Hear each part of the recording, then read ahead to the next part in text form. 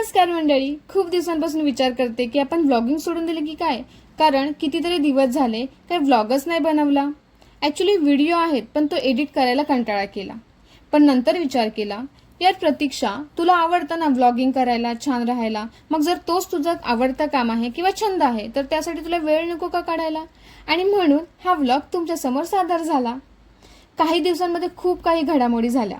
त्यामध्ये आम्ही पुण्याला गेलो, म्हणजेच ट्रॅव्हलिंग झालं, शॉपिंग झाली, खूप नवनवीन पदार्थ बनवले आणि ते खाल्ले सुद्धा.